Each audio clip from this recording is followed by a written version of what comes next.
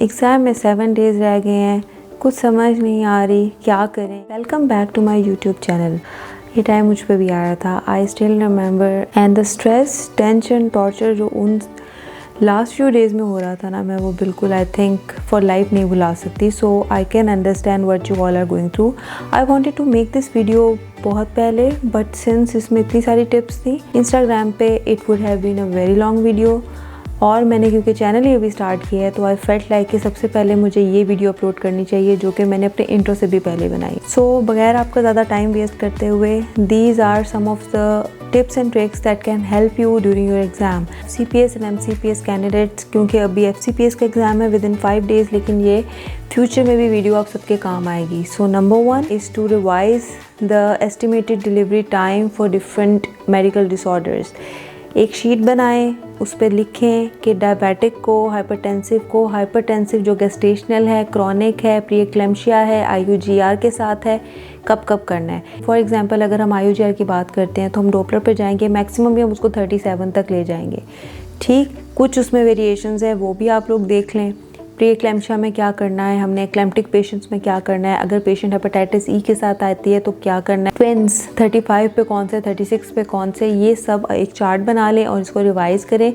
ये बहुत हेल्पफुल रहेगा, क्योंकि आपके पास कोई भी ऐसा पेशेंट आएगा जो मेडिकल डिसऑर्डर्स के साथ आएगा, आपने उसको डिलीवरी तक तो लेकर जाना है। So this is going to help you, और ये लास्ट मिनट रिवीजन के लिए बहुत अच्छा है। Second tip, revise again your history, examination and investigations. आपको कोई भी स्टेशन नहीं आता है, you just go with your flow, that is your history points जो आपने टेम्पलेट्स याद की हुई हैं, एंड जो भी आपको प्रेजेंटिंग कंप्लेंट लेती है। टू बी ऑनेस्ट, मेरा भी एक ऐसा स्टेशन था जिस पर मुझे कुछ समझ नहीं आ रही थी कि ये क्या है, बट मेरी मेंटोर की एडवाइस ये थी कि आपने हिस्ट्री, एग्जामिनेशन और इन्वेस्टिगेशंस को छोड़े बगैर कहीं नहीं जाना। So that really help me in passing that station as well. तो कोई भी मुश्किल स्टेशन आए, go with history, examination, investigations. इतना तो आप लोग कर ही लोगे, क्योंकि इतना आप लोगों ने अपनी 4 साल की रेजिडेंसी में पेशेंट्स देख के सीख। Number 3, be confident. आपने जितना पढ़ना था आपने पढ़ लिया, आपने माशाल्लाह से रिटन भी क्लियर किया हुआ है, आपने पढ़ा है, इतनी मेहनत की है। So what you need to do is you have to stay confident, क्योंकि आपने वहाँ पे बोलना है,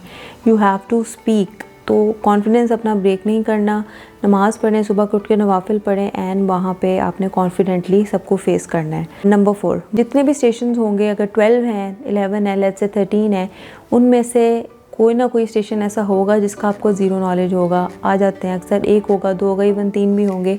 no need to worry about it. अगर वो आपका ख़राब हुआ है तो वो बाकियों को भी ख़राब होगा। प्लीज़ एक स्टेशन से उठ के उसके बारे में आपने नहीं सोचना, बेशक वो आपका जितना भी ख़राब हुआ होगा, आपने नेक्स्ट स्टेशंस ख़राब नहीं करने। मैं अपना अगर बताऊं तो मेरा वो जो स्टेशन जो सबसे ख़राब हुआ था, मेरा फर्स्ट स्टेशन वो था।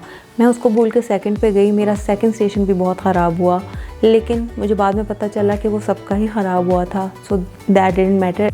And what exactly made me clear it कि मैं भूल गई थी कि सेकंड स्टेशन पे मेरे साथ फर्स्ट और 2 में क्या हुआ। मुझे आगे जाना चाहिए और मुझे उसके बारे में नहीं सोचना चाहिए। 5th, time management. You have to really manage your time. आपने देखना है, please keep a watch with you. आपने फ़ौरन से जब क्वेश्चन अच्छी तरह पढ़ना है, क्योंकि क्वेश्चन के अंदर ही आपको पता चलेगा। हो सकता है कि डायरेक्टली पेशेंट आपको कार्डिक का ना आए, कार्डिक के साथ मल्टीपल उसको प्रॉब्लम्स हो सकती हैं, डायबिटीज़, हाइपरटेंशन, या प्रीवियस हिस्ट्री ऑफ लेप्रोटमी या सर्जरी। तो वो उसकी डिलीवरी और उसके एंटीनेटल जो भी आपने करना है उस सबको इंटायरली चेंज कर देता है। तो आपने बहुत बहुत बहुत गौर करके आपने वो सवाल पढ़ना है, क्योंकि उसी में ही आंसर छुपे होते हैं अक्सर। नंबर 6, आपने घबराना नहीं है, होता रहता है, सबके साथ ही होता है। और इंशाल्लाह this exam system, I personally feel like कि this was better than the previous system, because इसमें हमने बहुत ज़्यादा पढ़ा as compare to previous.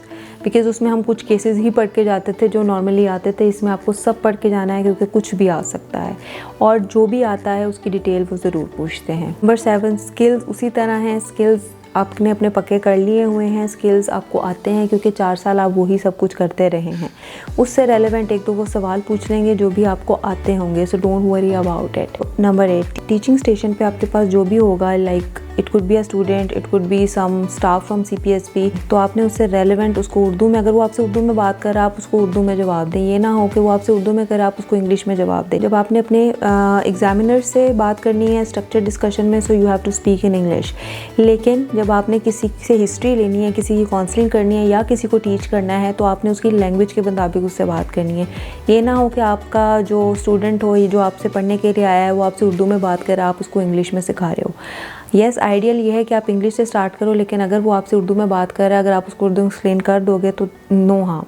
So please do that. 9th and the last tip is that again be confident, अपने nerves पे control रखें। इंशाल्लाह you are going to make it. This examination system is basically about your clinical knowledge. आप वहाँ पे बैठ के जो एक्टिव होके जो सवाल के जवाब दे दोगे तो आप क्लियर हो जाओगे। Thank you so much to scrubbers mate. मेरे FCPS के रिज़ल्ट के 2 दिन बाद ही स्क्रबर्स मेट ने मुझे ये बहुत अमेजिंग स्क्रब्स भेजे, जिसकी क्वालिटी बहुत अमेजिंग है। और सबसे स्पेशल बात यह है कि उन्होंने कंसल्टेंट गायनेकोलॉजिस्ट जो है एम्ब्रॉयडरी करके मुझे भेजा। So this was really special, और ये दिन जो है ये आप लोगों पे भी आएगा। So don't worry. And in case you guys, I know ये आम लोगों के लिए, for the masses it's not important, but in case if you haven't subscribe to my channel, please do subscribe. Please do tap on the bell icon, because there is a lot more that I have to share on this channel regarding gynae, regarding arts and craft, regarding my life, regarding beauty, fashion, lifestyle. Thank you so much. Take care and please do subscribe.